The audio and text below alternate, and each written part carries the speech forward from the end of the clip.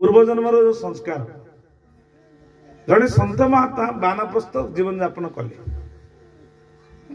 बानप्रस्थ मैंने कौन परिवार समस्त त्याग करी बाहाचुड़ा पिला संसार को देकी पुओ झील बाहर करदे इच्छा है जाकि वैराग्य जीवन यापन कर वृंदावन नाम को प्रत्यावर्तन कले किसी पैतृक संपत्ति नहीं कहले जाऊँगी बाटर तो से समय एवं सीना फोन बेगला टंकाटा ये धरदेली सियाड़े बाहर पड़ू से भाया सब नाला सी कौन कले किसी पैसा पत्र एकत्रित करी आगुड़ा चोर बाट नहीं गोटे चालाक काम कले गोटे आशावाड़ी तैयारी कले वयस्क लोक गोटे लंबा ता भितर कौन कले ताकू पैसा सब देकी भंगे दे सुनार मोहर करदे कौन कले सुनार मोहर से बाड़ी भितर जी रलटा खोप कि जना पड़ोनी एटा गोटे बाड़ी जो दंड साधु मान दंड सभा कमंडल धरले हाथ में दंड टी धरले चलले जाऊ जाऊ जाऊ जाऊ जाऊ जाऊ किछि दूर गले गला परे रास्ता दिल्ली ठारू आसिले वृंदावन भावना तांकर थिला से समय एते गाड़ी घोड़ा नथिला तो आसु आसु अध बाटे कौन है प्रबल भोक लगे मन नहीं शुण यही कथा हूँ प्रभुंर कृपार आम प्रारब्ध कौन संचित कौन क्रियमाण कौन आम जाना दरकार तो ये लोक कौन कर बाटरे आसु आसु आसु आसु भोक लगे क्षुधा जो लगे कौन करेंगे कौन तो भोजन करेंगे भोजन करने लालसा गोटे एमती गृहस्थ घर को देखिले जे किसी बाटर जड़े गृहस्थ अच्छा पाखक चलीगले तो से गृहस्थ लोक कहले जा हूँ आम घर को अतिथि आसिले ठीक अच्छी आज्ञा बाबू आ चली चली बहुत थकी गले आ तुम्हें जब किसी प्रसाद व्यवस्था करत भोक लगुच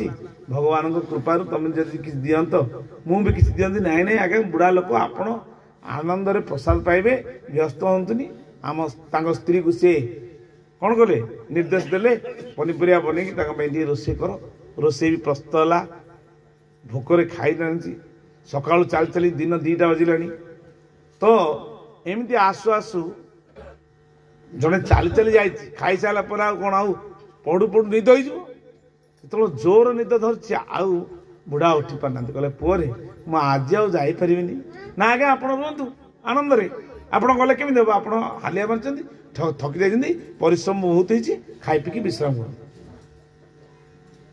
कर समय बुढ़ा जो नहीं आशावाड़ी थी से एपट को करपट को कर ओजन होती कौन कहला बाबा आशावाड़ी टाक रखुना गोटे कौन रखुना ना नहीं था मो मुंड पाखे था केतले सी जानी आदर कौन अच्छी सुना अच्छी जदि किए नहीं नहीं जीव बोले मोर गला सब तो मुंड टेंशन जिते धन देख ठाकुर लिखिं धन थे कौन ना चोर भय शांति सार गीत 1 टंका को 4 पैसा को आशा कर 8 टंका इच्छा गला 8 टंकाटे 100 टंका 100 टंका 1000 टंका 1000 अहित टंका अहित लक्ष लक्ष कोटि कोटि इंद्र इंद्र पद पर्यंत इच्छा है ब्रह्मा पद देला पर्यंत मत इच्छा आहरी मोर दरकार लास्ट को जीवर शांति ना बोली कहले जीवर शांति कोटी ना कोइली लो साधु संग शांतिर कारण सहज सूत्रे मिलती सत्यनारायण लोकोइली साधु संग शांतिर कारण ये सज्जन पुरुष भगवत कथा कहते से बसीगले मन जिते अशांति था शांति जाऊँगी तो कहबार तात्पर्य हूँ शांति केवल सत्संग भगवत कथारे भगवत भजन अच्छी आउ जिते देखुच सब अशांति तो प्रारब्ध कौन है बुढ़ार मन कोठी आउ खाइला पीला हेले निद तो हो बुढ़ा कौन कला मुंड तले से धरिकी शोला हाथ भी पकई निद हो गला पर आउ कौन हाथ थिबो ना देहर आत्मा थिबो जड़े मृत्यु समान करा जाउछि काकू ना सोई थिया लोक मृत्यु कहु कहीं से स्नान करे कहल ना शास्त्र कहूँ ये आ देहरे आत्मा ये स्थूल अवस्था नथिला कारण शरीर सूक्ष्म शरीर स्थूल शरीर ये जो देहटा बर्तमान आम चलाउला कर चेतना अच्छी कारण मान ये स्थूल शरीर शोई पड़ा पर आम न थाउचे आम स्वप्न सुसुप्ति जाग्रत तुई सबु बेले तुम्हें ठाकुर कौन कहले स्वप्न सुसुप्ति जाग्रत रे तुई सबु बेले मोर मने देखुथिबी तुम पंकज पयर बंधुथिबी सदा शेषा इह जन्मे संगतरे देहंते तोर संगे मोहि सब बेले दास होइथिबि पद सेवाकारी अभिराम आई अरुण भगवान पद सेवाकारी अभिराम स्वप्न और सुसुप्ति और जाग्रत रे केवल जदि आमे बोले निगमानंद स्वामी कहले रामकृष्ण परमहंस भी कहले ठाकुर भी कहते जहाँ खाई से ही एकुड़ी आसो ना कौन अलग आस मूला खाइला कौन छेना राबड़ी एकुड़ी मूला खाइले से मूलार एकुड़ी आस पियाज खाइले सी एकुड़ी आसो सत्संग जब शुणुव तुम राति स्वप्न ही सत्संग देख आनंद गवार भगवान को गुणगान कले भगवान को देख आ कथा ता कथा पर कथा चुगली कथा सी ही देखा देख तुम परीक्षा देख शोवा पूर्व केवे मन रख मोर सब पलि जाए आपण अच्छे अध घंटे ना नहीं 20 मिनट बस जहाँ जहाँ दिन कथा को माइनस कर मु कौन आ भूल करची कौन ठीक करची निज निज गोटे खाता जड़े महात्मा कहले मन नियंत्रण केमी हम ना मन नियंत्रण हम सकाल भूल संध्या पर्यटन जी गणिक रख प्रयास कर मन पड़े मन पड़ो तुम शोया पाखे जब खातार रखिदे मुझे क्या कौन कही प्रभु क्षमा कर क्या कौन कही ना आज भल कथा कर भजन कीर्तन कर मोर निजे निजे जान निजर पुण्य आ निजर पापटा को निजे निजे निकति कर माने तौलिकी जदि कर अरे मुझे भूल कर काली कर कारण मुझे भूल कर शुणिली माने किए गोटे कौच मुझे कहीं निंदा शुणिली ना करवा जिनस पाइब निसंदेह तो पूर्वर आउ वर्तमान आउ संचित क्रियमाण प्रारब्ध आमर प्रत्येक मुहूर्त भोग हो तो ये कौन कले ना शयने सपने सपन सुसुप्ति जाग्रत तुई ये हूँ आध्यात्मिक मार्ग कथा ठाकुर लिखिले सुसुप्ति अवस्था अर्थ कौन तुमको तमें शोच किंतु तुम उपर किए गोटे माड़ी बही तुम डाकुच क्या शुभुनी किसी अनुभूति होती अनुभव करते जानी तुम डाकुच जोर डाकुव कि तुम डाक क्या शुभु न एटा मोर गोटे अनुभव करती आम ब्रह्मचारी समय ये जो दोल मंडप अच्छी कपिल बाबा मोर एमती राति चैतन पाणी हेले से पुरातन बाबा थे स्थिति थिला चैतन पाणी करने को बाध्य तो ये राति बुलु बुलु बुलु बुलु राति 12टा गोटे गलानी से नुआ नुआ 2003-4 मसीहा कथा कहूँ तो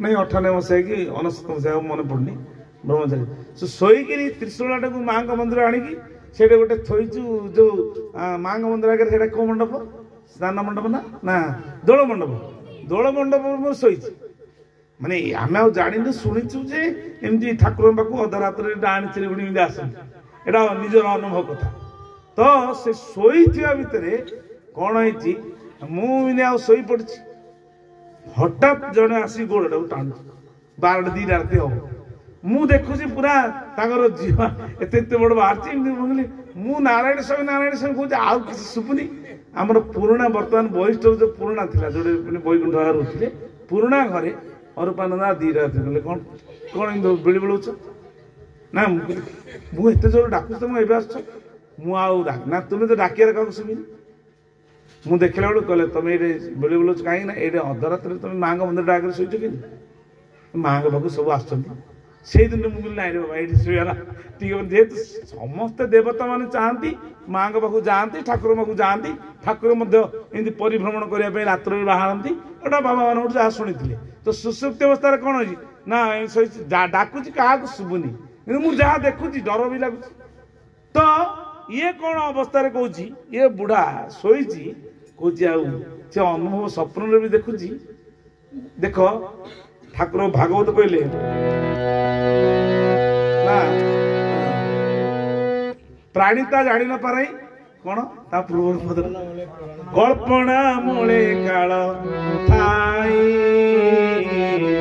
ପ୍ରାଣୀତା ଜାଣି ନ ପାର ଗୋବିନ୍ଦ ଗୋବିନ୍ଦ ଗୋବିନ୍ଦ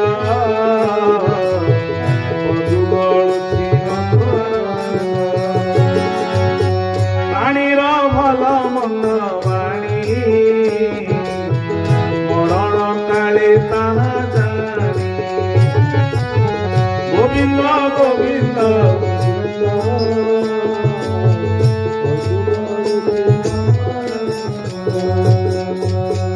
ପ୍ରାଣୀର ଭଲ ଆଉ ମନ୍ଦ ବାଣୀଟା କେତେବେଳେ ନା ତାର ମରଣ ପରେ, ମରଣ କାଳରେ ଜାଣିବି। ବର୍ତ୍ତମାନ ମରଣ କାଳରେ ଆମେ ଜାଣିପାରୁଛେ ଜଣେ ମୁଖ୍ୟ ଆତ୍ମା ଥିଲେ, ତେଣୁକରି ଭଗବତ କଥା ହେଲା। ତ ଇଏ ତାଙ୍କ ଭିତରେ କଣ କହିଲେ ନା ପ୍ରାଣୀତା ଅବଶ୍ୟ ଜାଣେ କାଳ କଳ୍ପନା ରହିଛି ମନରେ, ଆଉ ମୁଁ ଏଇଟା ରଖିଛି ଏଇଟା ଆଉ ନେଇ ଯିବେନି ତ କିଏ, ଏ ପୁଅଟା ନେଇଯିବନି ତ। ବେଳେ ବେଳେ ଯେତେବେଳେ ପର୍ଯ୍ୟନ୍ତ ନିଦ ହଉନି ବାଟଟାକୁ ଏପଟ ସେପଟ କରୁଛି। ଏ ଲୋକଟାର ସନ୍ଦେହ ହେଲା, କହିଲା ବୁଢା ସେତେବେଳେ ଶୋଇଲାଣି, ଏ ବାବା କଣ ଏପଟ ସେପଟ କରୁଛନ୍ତି। ହେଲେ ତାଙ୍କ ଭିତରେ ଆଉ କିଛି ଭାବନା ଆସିଗଲା, ସନ୍ଦେହ ଯେତେବେଳେ ଆସିଲା, ବୁଢା ତ ଖାଇ ପିଇକି ନିଦ ଜୋର ହେଇଗଲା। ଯେତେବେଳେ ନିଜ ଜୋର ହେଇଗଲା ଶୋଇପଡିଛି, ଘୁଙ୍ଗୁଣି ମାରିକି ସନ୍ଧ୍ୟା ହେଲାଣି ଉଠୁନି। ଏ ସମୟରେ ବୁଢା ହାତ ପକେଇଥିବା ବାଟଟା ତଳେ ଖସିଗଲା। ଆଉ ନିଦ ଯେତେବେଳେ ହେଇଛି ପଡିଛି ମଧ୍ୟ ଆଉ ତାର ହୋସ ନାହିଁ। ଏ ଯୋଉ କର୍ମକର୍ତ୍ତା ଯେ ଥିଲା ଦେଖିଲା, ସେ ଖସିକି ପଛର ତଳେ ଥିବା ନଟ ବୋଲ୍ଟ ଖୋଲିକି ସେ ସୁନାର ଟଙ୍କା ଗୁଡା ସବୁ ବିଛିଗଲା। ବିଛିଗଲକୁ ସିଏ ତାର କଣ ଆଣିଛି, ବୁଢାର କଣ ଏମିତି ପଡିଗଲା, ଯାଇ ଦେଖିଲା ବେଳକୁ ସବୁ ସୁନାର ଟଙ୍କା ଗୁଡା। ହେଲେ ଲୋଭ ଯେତେବେଳେ ଗ୍ରାସିବ ମଣିଷକୁ, ଆଉ ସିଏ ବାବାଜୀ ନା ଫାବାଜୀ କିଛି ମାଗିବ। ତା ଭିତରେ ତାର କଲେ ବାବାଜୀ କେତେ ସୁନା ଗୁଡା କୁଆଡେ ଧରି ଯାଇଛି। ସେ ଗୋଟେଇକିରି ଭାବିଲା ନା ନାଇଁ ନାଇଁ ସାଧୁ ସନ୍ତ ଲୋକ ଏମିତି ତାର ନାଇଁ ଦେଇଦବା, ସେ କଣ ପୁଣି ଆଉଥରେ ଅଭିଶାପ। ତା ସ୍ତ୍ରୀ ତା ଆଡୁ ଡବଲ ଲୋଭି, କହିଲା କଣ ଦେଖୁଛ, ଏ ବାବାଜୀ ତ ଶୋଇଛି ଆଉ ଇଏ ପଇସାରେ ତମର କଣ ଆଣିଦିଅ, ତମ ଇଟା ଗୁଣ୍ଡ ପଇଦବ। ନାଇଁ ତୁ ଏମିତି କଣ କଥା କହୁଛୁ, ଏତେ ସୁନା ତମେ ଛାଡିଦବ କେମିତି?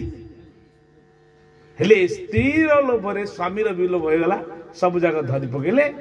ଇଟା ଆଣିକି ତାକୁ ଗୁଣ୍ଡ କରି ତା ଭିତରେ ଭରିଦେଲେ। ଯେତିକି ଓଜନ ଥିଲା ନିକିତି ଆଣିଲେ, କହିଲେ ଏତିକି ଓଜନ ଥିଲା, ଏତିକି ଓଜନ କରିଦିଅ, ତାର ପଳେଇବ ଆଉ କଣ ରହିବ କି। ସିଏ କଣ କଲା, ଖାଇ ପିଇକି ନିଦ ତ ଯେତେବେଳେ ହେଇଯିବ, ଯେତେବେଳେ ପାରି 50 କିଲୋମିଟର ଚାଲି ଯାଉ, ଗାଡି ଘୋଡ଼ା ନଥିଲା, 50-60 କିଲୋମିଟର ଚାଲିକି ହେଇଛି, ଆଉ ଅବସ୍ଥା ଥିବ କି? ଶୋଇବା ପରେ ତା ପରଦିନ କହିଲା, ପୁଅ କାଲି ଯିବି।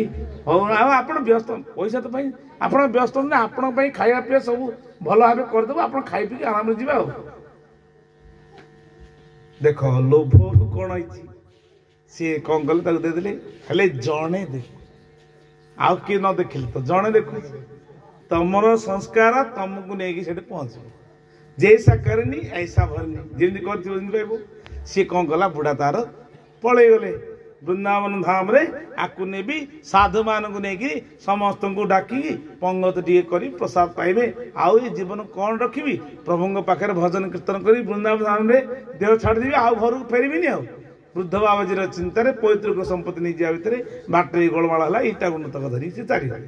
ସେଇଠି ବର୍ତ୍ତମାନ ଆପଣ ମାନେ ଯଦି ଯିବେ କେବେ ଦେଖିବେ, ଯଦି ତମ ପଙ୍ଗ ଦେବା ପାଇଁ ଇଚ୍ଛା କରିଥିବେ, ସେଠି ତ ପଚାରିବେ ତୁମେ କଣ କରିବ ନା ଆମର ଏଇଟା ଆମେ ପଙ୍ଗତ କରୁଛୁ, ସେଟା କହିବେ ଭଣ୍ଡାରା। हम इतना संत के लिए हम इतना रुपये का भंडारा देना चाहते हैं।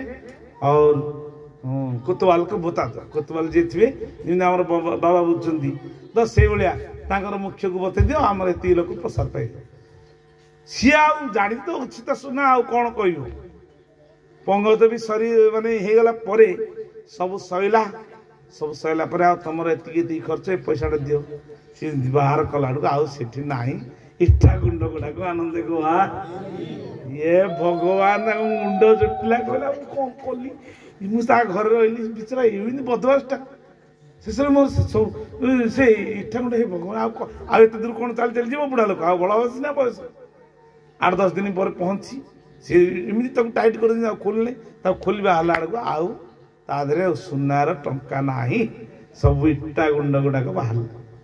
ହେଲେ କଣ କରିବି ୟାଙ୍କୁ ତ କଥା ଦେଇଛନ୍ତି ପଙ୍ଗତ ଦ୍ୱାରା ଦେବେ। ଏତେ ସାଧୁ ଖାଇଲେ ମୁଁ କଣ କରିବି ପ୍ରଭୁ ଆଉ ଏ ଜୀବନ ରଖି ମୁଁ ଆଉ କୋଉଠୁ ଆଣିବି। ମୁଁ ତୋତେ ସମର୍ପଣ କରିକି ଗଲେ କିସ୍ତିଘାଟକୁ ଯାଇକି ଯମୁନା ନଦୀରେ ନିଜର ଜୀବନକୁ ଦାସ ଦେଇଦେଲି। ଆନନ୍ଦ କୁହା ଆଉ କଣ ମୋର ତ ନାହିଁ ଆଉ କଣ ଦେବି। ସେମାନେ କହିଲେ ବାବାଜୀ କୁଆଡେ ଗଲା ଦବା କଥାରେ ଆଉ ଲାଜ ଲାଗିବ ନା। କହିଦେଇଛନ୍ତି ଖାଇବାକୁ ଦେବି ନା ଲାଜ ପଳେଇଲେ। ହେଲେ ଆତ୍ମହତ୍ୟା ସିନା ସେଟାକୁ ଆଉ ପ୍ରଭୁ ମୁଁ ଏଇଟା ଆଉ ନାହିଁ ତୁମର ପବିତ୍ର ଜଳରେ ତୁମେ ଏଇଟା ଖେଳା ଲୀଳା କରୁଥିଲ ମୁଁ ଏଇଠି ଦେହ ଛାଡ଼ିଦେଲି ଆଉ କହିକି ସେ ଦେହଟାକୁ ଛାଡ଼ିଦେଲି। ପର ଜନ୍ମଟା କୋଉଠି ହେଲେ ଜାଣିଛ ତାରି ଘରେ ଜନ୍ମ ହେଲେ। ଇଏ ସେତେବେଳେ ସୁନା ରୂପାର ଇଏରେ ଘର ଦ୍ୱାର କରିକି ଶାଢୀ ଶଙ୍ଖା ପିନ୍ଧି ବିଚିତ୍ର ପ୍ରକାର ତାର ଗୋଟେ ସନ୍ତାନ ନଥିଲା। ତାର ପୁଅ ରୂପରେ ସେଠି ଜନ୍ମ ହେଲା। କିଏ ଏ ବାବାଜୀ ଯାଇ ସେଠି ଜନ୍ମ ହେଲେ ବାବାଜୀରେ ତାର ପୁଅ ବୟସ୍କ ହେଇଗଲାଣି। ତାଙ୍କୁ 50 ବର୍ଷ ହେଲାଣି। ସ୍ତ୍ରୀକୁ ମଧ୍ୟ 40। ଏତେ ବୟସ ପରେ ଗୋଟେ ସନ୍ତାନ ହେଇଛି। ମନ ଖୁସିରେ ଧୁମଧାମରେ ପାଳନ କଲେ ପୁତ୍ରର ଜନ୍ମଦିନ। ସେତେବେଳେ ସୁନା ଏତେ ଗୋଟେ ପୁରା ବାଡ଼ିରେ 50-60ଟା ସ୍ୱର୍ଣ୍ଣ ମୋହର କେତେ ଟଙ୍କା ହେଇଥିବ କି ଜାଣି। ସେ ଅନୁସାରେ ଚାଲିଲା ଭୋଗ ରାଗ ଇତ୍ୟାଦି ହେଇକି ତାଙ୍କୁ ସବୁ ସରିଲା ଭିତରେ ପୁଅଟିକୁ ଯେତେବେଳେ ଧୀରେ ଧୀରେ କଣ ହେଲା ବୟସ ବଢି ଲାଗିଲା ଖୁସି ହେଲା। ଯେମିତି ପୁଅଟିକୁ 12 ବର୍ଷ ହେଇଗଲା ପୁଅର ପ୍ରାରବ୍ଧ ରେ ସେ ଜାଣିଲା ଯେ ଏଇ ଘରେ ମୋର ଏମାନେ ସବୁ ପଇସା ମାରିକିରି ମତେ ଇଟା ଗୁଣ୍ଡ ଜବରଦସ୍ତ ପୁରେଇକି ଦେଇଛନ୍ତି। ଏଇ ଘରେ ମୋର ଯୋଉ ମନସ୍କାମନା ପୂର୍ଣ୍ଣ ହେଲେ ମୁଁ ଦେହ ଛାଡ଼ିଦେବି। ଆଉ ଠାକୁରଙ୍କର କୃପା ଆମେ କଣ ନା ଗୋଟେ ପୁଅଟି ଜନ୍ମ ହେଲା ପରେ ଯେତେ ଦେହ ଖରାପ ହେଇଗଲା ଆମର ଦେଖିବେନି କିନ୍ତୁ ସନ୍ତାନର ଯଦି ଅବସ୍ଥା ଖରାପ ହେଇଗଲା ଏଇ ମେଡିକାଲ ସେ ମେଡିକାଲ ତାକୁ କଣ ହେଲା 11 ବର୍ଷ ଯେମିତି ଆରମ୍ଭ ହେଲା ଗୋଟେ ରୋଗ ଆରମ୍ଭ ହେଇଗଲା। ଯୋଉ ରୋଗକୁ ବୈଦ୍ୟ ଚିହ୍ନି ପାରିଲେ ନାହିଁ। ଯୋଉ ରୋଗ ଆରମ୍ଭ ହେଇଗଲା ପୁତ୍ରର ମୁହଁରେ ସ୍ୱାମୀ ସ୍ତ୍ରୀ ଖାଲି ସବୁ ବିକି ଭାଙ୍ଗିବାରେ ଲାଗିଲେ। ଯାହା ଥିଲା ଧୀରେ ଧୀରେ ପୁଅକୁ ନେଇକି ମେଡିକାଲ ଦେଖା ଆଉ କଣ କରିବେ। ଘର ଦ୍ୱାର ଯୋଉ ମହଲା ଯାହା କରିଥିଲେ ଧୀରେ ଧୀରେ ତାକୁ ମଧ୍ୟ ବିକିଦେଲେ। ଯାହା ଥିଲା ପାଖରେ କହିଲେ ପୁଅ ମୋହ ଯାଇକିରି ଗଲେ ଆଉ ପୁଅଟା ମରିଯିବ ଛାଡ଼ିବେ ନା ପୁଅ ମତେ ଏଇ ଡକ୍ଟରକୁ ଦେଖା ସେ ଡକ୍ଟରକୁ ଦେଖା ସେ ଡକ୍ଟରକୁ ଦେଖା। ସବୁ ଡକ୍ଟର ସରିଲା ପରେ ଆଉ ଅଛି ମାତ୍ର କହିଲେ 2 ମାସ ସେ ପୁଅଟା ବାବାଜୀ ହେଇଥିଲା। ଭଗବାନଙ୍କ କୃପାରୁ ପୂର୍ବ ସ୍ମୃତି ରହିଛି। କହିଲେ ଆଙ୍କୁ ଏମିତି ହଇରାଣ କରିବି ଆଙ୍କୁ ଯାହା କରିଥିଲେ ଡବଲଟା ଭୋଗ ହେଇଗଲା। ତ କଣ ହେଲା ସିଏ ଦେହ ଛାଡ଼ିଦେଲା ପରେ କହିଲା ମୋର ସେଦିନ ଦେହ ଭଲ ହବ ବାପା ପିତାଜୀ ମାତାଜୀ ବୃନ୍ଦାବନରେ ଯୋଉ ନେଇକି ସାଧୁ ମାନଙ୍କ ପାଖରେ ପଙ୍ଗ ଦବ ସେଇ ସାଧୁ ମାନଙ୍କର କୃପା ହେଲେ ମୁଁ ନିଶ୍ଚିତ ବଞ୍ଚିବି। କହିଲା ଆଉ କହନା ଯାହା ତୁ ଆମର ବଞ୍ଚିବା ଦରକାର ଆଉ ଘର ଦ୍ୱାର କିଛି ନାହିଁ। ସବୁ ଚାଲିଲେ ବୃନ୍ଦାବନ ଧାମକୁ ଯାଇକି ସେଠି ପଙ୍ଗତ ସବୁ ଦେଲେ। ଏହାର ଯାହା ଥିଲା ଯଥା କଥାରେ ପଙ୍ଗ ଦେଇକି କହିଲେ ସରିଗଲା ପରେ ସେ କହିଲେ ପିତାଜୀ ମାତାଜୀ ଆସ ତମ ସହିତ ଟିକେ କଥା ଅଛି। ନା କଣ ନା ତମର କିଛି 12 ବର୍ଷ ତଳେ ତମର ମନେ ଅଛି ଜଣେ ସାଧୁ ଆସିଥିଲେ ତମ ଘରକୁ। କାରଣ ପୂର୍ବ ଜନ୍ମର କଥାକୁ ସେ ଜାଣିପାରୁଛନ୍ତି। କାହିଁକିନା ଆଧ୍ୟାତ୍ମିକ ଶକ୍ତି ଥିଲେ ହିଁ ପୂର୍ବ ପର ଜନ୍ମ କଥା ଜାଣିବ। ଭକ୍ତି ନଥିଲେ ଜାଣିପାରିବନି। କାରଣ ସେ ଗୋଟେ ଆତ୍ମା ଥାଏ। ତ ପୂର୍ବ ଜନ୍ମ ନା ମୁଁ ତମର ଘରକୁ ଆସିଥିଲି ସେଇ ସାଧୁ ରୂପରେ। ତମେ କଣ କଲ ମୋର ଅଚେତନ ଅବସ୍ଥାରେ ତମେ ସବୁ ଜାଗ ସୁନା ମୋହର ନେଇକି ତା ଭିତରେ ପୋଷ କରିକି ତମେ ଏଇଥିରେ ଘର ଦ୍ୱାର କୋଠା ବାଡି ସବୁ କରିଦେଲ। ହେଲେ ଭୁଞ୍ଜି ପାରିଲ ନା ତୁ ନା ହଁ ମୋର ଏଇ ବାକି ଥିଲା। ତୁମେ ଶେଷରେ ସବୁ ଆଉ ତାଙ୍କ ପାଖରେ ଦେହରେ ମଧ୍ୟ ବସ୍ତ୍ର ନିଜର ବସ୍ତ୍ର ଖଣ୍ଡେ ନାହିଁ ପିନ୍ଧିବା ପାଇଁ। ଚିରା ଫଟା ପିନ୍ଧିଛନ୍ତି କିନ୍ତୁ ପୁଅ ପାଇଁ ସବୁ ଦେଇଦେଲେ ଦାନ କରିଦେଲେ। ଯାହା ଥିଲା ଆଉ ଯାହା ପାଖରେ ଥିଲା ତାକୁ ମଧ୍ୟ ସେଠି ଦେଇଦେଲେ। ଏ ସମୟରେ କଣ ହେଇଛି कहले मु वर्तमान मोर काम सरिला 12 मास गोटे दिन 12 वर्ष गोटे दिन भी गलानी से छुआटी कौन कला ए जो बालकटी 12 वर्षर सी सांगे सांगे देह छाड़ कहला मो काम सरला तुम काम सरला बर्तमान तुम पाखे आ गोटे कौड़ी भी नहीं सेठू हे पुओ कहीकि मुंड मुंड मैं तुमर पुओ नहीं तमें मत कौन पुओ कौच तुम पाखक आसती कि प्रारब्ध तुम एमती कम कल जे बर्तमान तुम दुख कांदू कांदू दिन सरुनी मु जाऊँ मु बाटे कहीकि से देहटा को छाड़देले आनंद कबार ये कौन है ना प्रारब्ध पूर्व जन्मर सुकृत पुत्र हुए सुखी पुत्र है सुखी कौन कह ना कुल धर्म रक्षा कर पुत्र सुखी हम केमी पुत्र को शिक्षा देले तो सुखी हम कहीं ना आमर संतान आम कथा मानुनी ना आम मनवाई चेष्टा करनी तेणुक भगवान कृपा गुरुंर कृपा एकत्रित हेले गोटे सुसंतान आसे से सुसंतान बल जड़े पितामाता जगत में मतलब दिग्विजय करती ना रही जाए ठाकुर अभिराम परमहंस देव उत्तम संतान पाई कौन कले माता माँ राधा देवी कहले जे मोर तो संतान दुईटी हेले उत्तम संतान टी आवश्यक भगवान बोली मत आसतु कही नथिले मनरे भावी नथिले मो पाखु गोटे भगवान आसतु सी ज्योतिष गणना विद्या भितर किए जे कि सत्यवादी पट्टनायक ठाकुर पिताश्री ज्योतिष गणना करी आगत भविष्य वर्तमान कथा जानी जाउथिले बोली सी तांकर पुत्र या हब बोली तांकर आगुरु परिचय थिला जे तुम कोल को जी आसीबो असाधारण साधारण मनुष्य नुह असाधारण महापुरुष जगत गुरु ठाकुर श्री अभिन्न सुंदर रूप में आसबे आनंद कबार अभिराम रूप में आसबे केबे आसबे कौन